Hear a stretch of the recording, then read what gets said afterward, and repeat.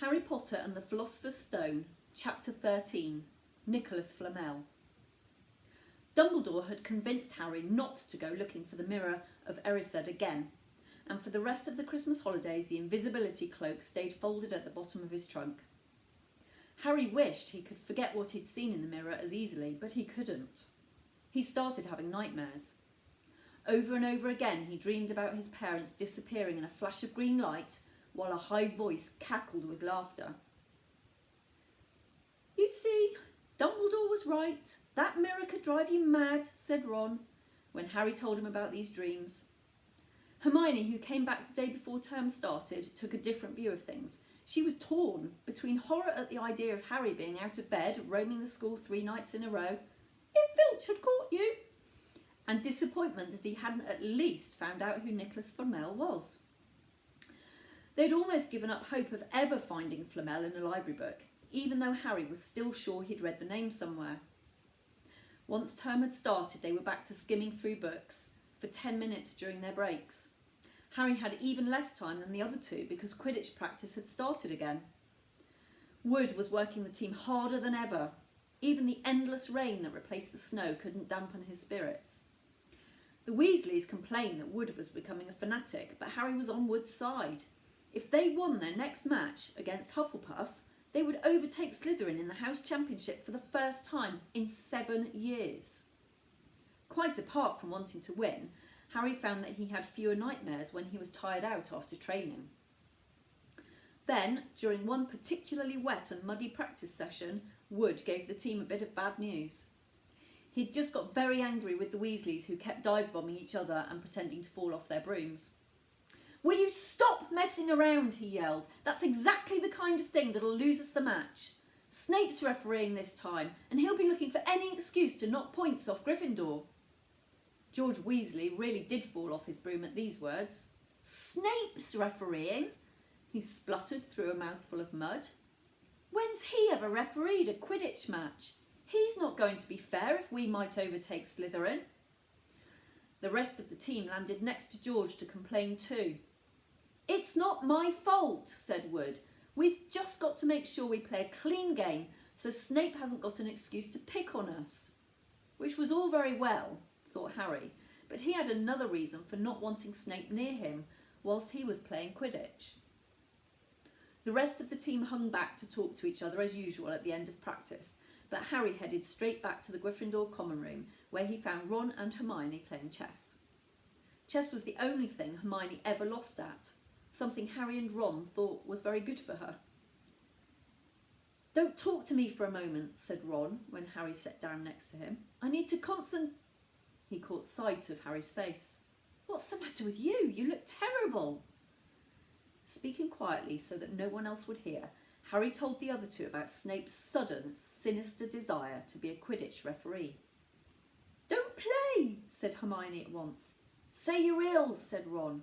"Pretend to break your legs," Hermione suggested. "Really break your leg," said Ron. "I can't," said Harry. "There isn't a reserve seeker. If I back out, Gryffindor can't play at all." At that moment, Neville toppled into the common room. How he had managed to climb through the portrait hole was anyone's guess, because his legs had been stuck together with what they recognised at once as a leg locker curse. He must have had to bunny hop all the way up to Gryffindor Tower. Everyone fell about laughing except Hermione, who leapt up and performed the counter curse. Neville's legs sprang apart and he got to his feet trembling. "What happened?" Hermione asked him, leading him over to sit with Harry and Ron. "Malfoy," said Neville shakily. "I met him outside the library. He said he'd been looking for someone to practice that on." "Go to Professor McGonagall," Hermione urged Neville. "Report him." Neville shook his head. "I don't want more trouble," he mumbled. "You've got to stand up to him, Neville," said Ron. "He's used to walking all over people, but that's no reason to lie down in front of him and make it easier." "There's no need to tell me I'm not brave enough to be in Gryffindor. Malfoy's already done that," Neville choked.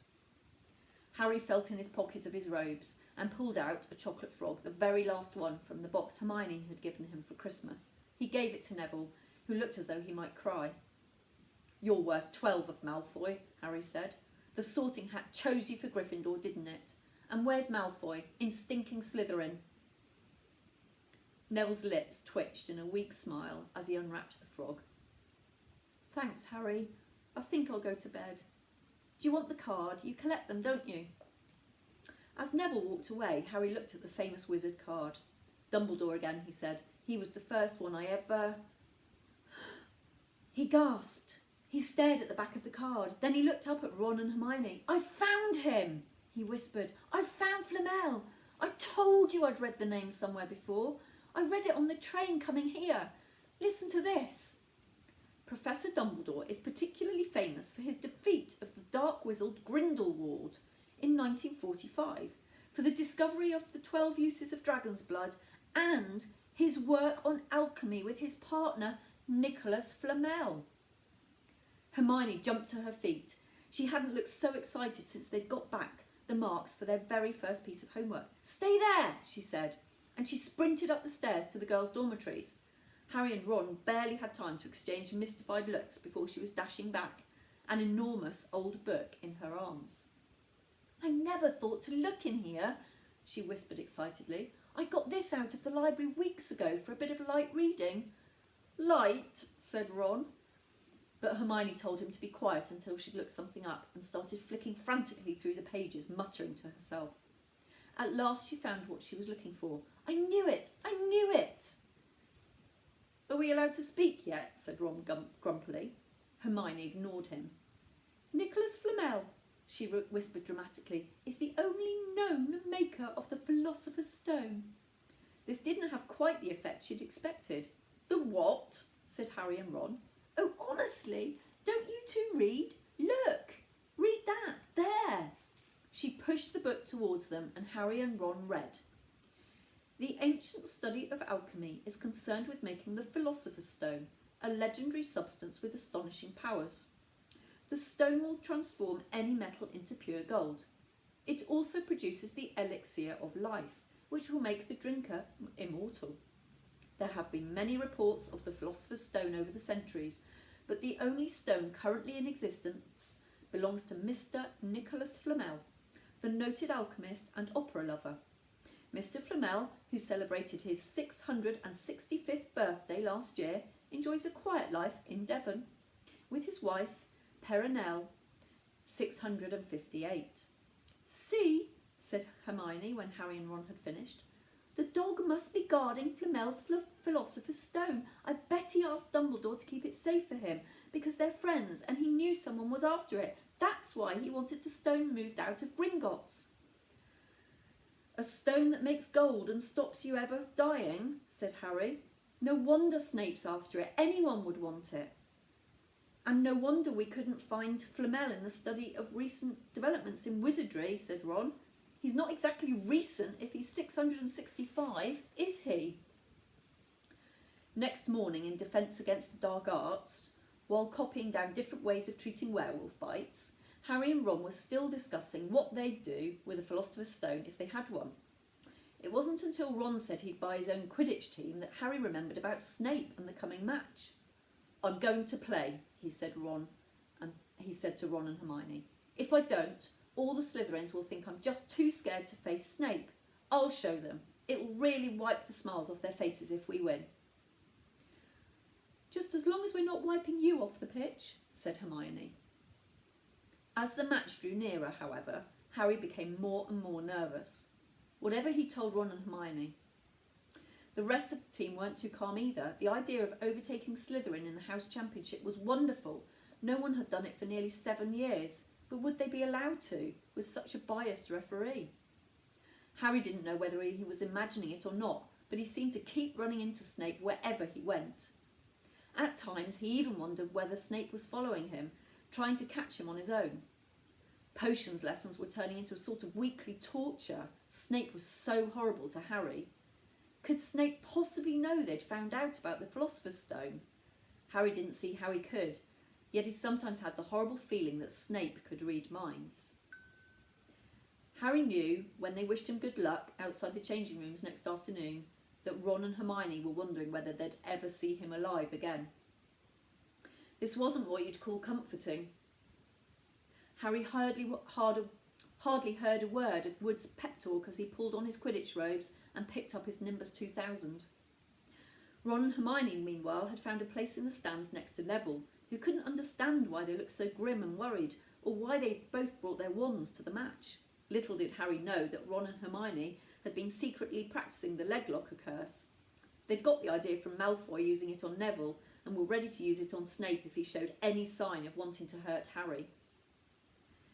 "Now don't forget, it's Locomotor Mortis," Hermione muttered as Ron slipped his wand up his sleeve. "I know," Ron snapped. "Don't nag." Back in the changing room, Wood had taken Harry aside.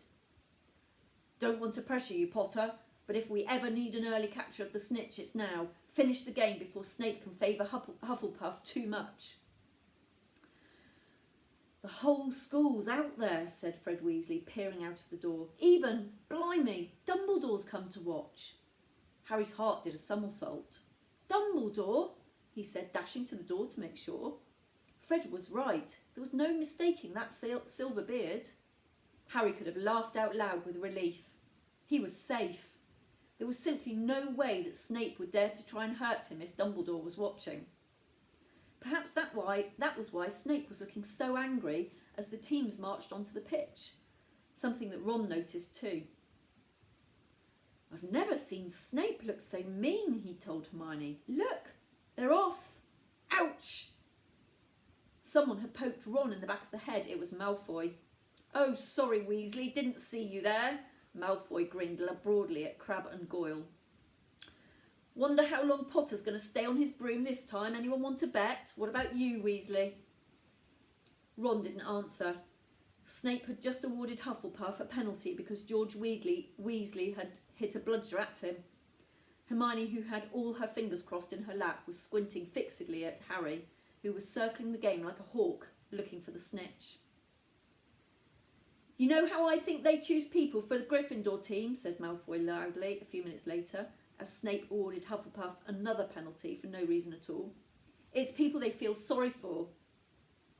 See, there's Potter, who's got no parents. Then there's the Weasleys, who've got no money. You should be on the team, Longbottom. You've got no brains." Neville went bright red, but turned in his seat to face Malfoy. "I'm worth 12 of you, Malfoy," he stammered. Malfoy, Crabbe and Goyle howled with laughter, but Ron, still not daring to take his eyes from the game, said, "You tell him, Neville." "Longbottom, if brains were gold, you'd be poorer than Weasley, and that's saying something."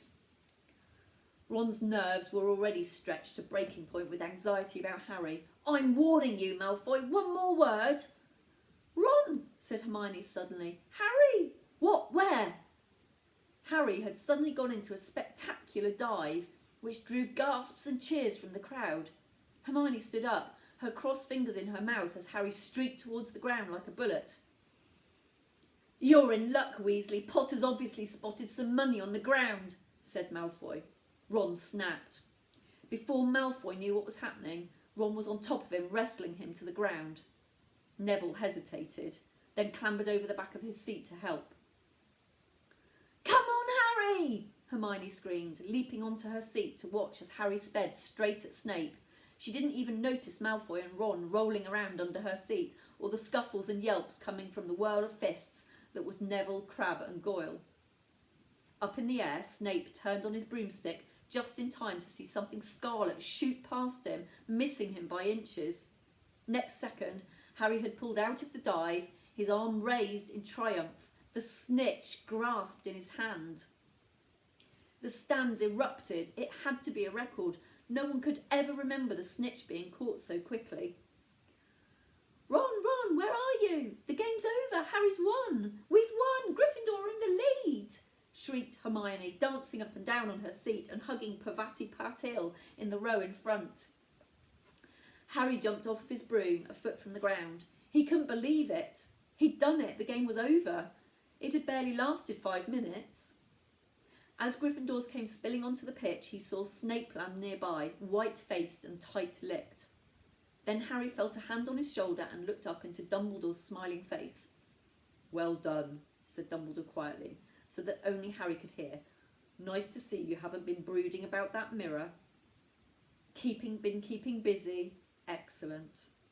Snape spat bitterly on the ground. Harry left the changing room alone sometime later to take his Nimbus 2000 back to the broom shed. He couldn't ever remember feeling happier. He'd really done something to be proud of now. No one could say he was just a famous name anymore. The evening air had never smelt so sweet. He walked over the damp grass, reliving the last hour in his head, which was a happy blur. Gryffindors running to lift him on their shoulders, Ron and Hermione in the distance jumping up and down, Ron cheering through a heavy nosebleed. Harry had reached the shed. He leant against the wooden door and looked up at Hogwarts, with its windows glowing red in the setting sun. Gryffindor in the lead. He'd done it. He'd shown Snape. And speaking of Snape, a hooded figure came swiftly down the front steps of the castle, clearly not wanting to be seen. It walked as fast as possible towards the Forbidden Forest. Harry's victory faded from his mind as he watched. He recognised the figure's prowling walk. Snape sneaking into the forest while everyone else was at dinner. What was going on? Harry jumped back on his Nimbus 2000 and took off. Gliding silently over the castle, he saw Snape enter the forest at a run. He followed. The trees were so thick he couldn't see where Snape had gone. He flew in circles, lower and lower, brushing the top branches of trees until he heard voices. He glided towards them and landed noiselessly in a towering beech tree. He climbed carefully along one of the branches, holding tight to his broomstick, trying to see through the leaves. Below, in a shadowy clearing, stood Snape, but he wasn't alone. Quirrell was there too. Harry couldn't make out the look in his face, but he was stuttering worse than ever. Harry strained to catch what they were saying. Don't know why you wanted to meet here of all places, Severus. Oh, I thought we'd keep this private, said Snape, his voice icy. Students aren't supposed to know about the Philosopher's Stone, after all. Harry leant forward. Quirrell was mumbling something. Snape interrupted him. Have you found out how to get past that beast of Hagrid's yet? But Severus, You don't want me as your enemy, Quirrell, said Snape, taking a step towards him. I don't know what you... You know perfectly well what I mean. An owl hooted loudly and Harry nearly fell out of the tree. He steadied himself in time to hear Snape say, Your little bit of hocus pocus, I'm waiting, but I don't... Very well, Snape cut in. We'll have another little chat soon, when you've had time to think things over and decide where your loyalties lie. He threw his cloak over his head and strode out of the clearing. It was almost dark now, but Harry could see Quirrell standing quite still, as though he was petrified. Harry, where have you been? Hermione squeaked. We won, you won, we won, shouted Ron, thumping Harry on the back. And I gave Malfoy a black eye, and Neville tried to take on Crabbe and Goyle single-handedly.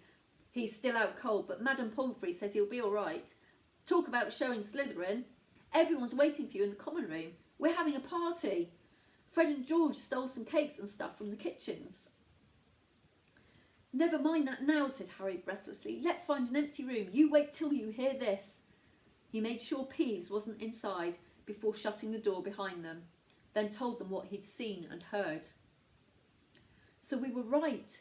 It is the Philosopher's Stone, and Snape's trying to force Quirrell to help him get it. He asked if he knew how to get past Fluffy, and he said something about Quirrell's hocus pocus. I reckon there are other things guarding the stone apart from Fluffy. Loads of enchantments, probably. And Quirrell would have done some anti-dark arts spell which Snape needs to break through. So you mean the stone's only safe as long as Quirrell stands up to Snape? Said Hermione in alarm. It will be gone by next Tuesday, said Ron.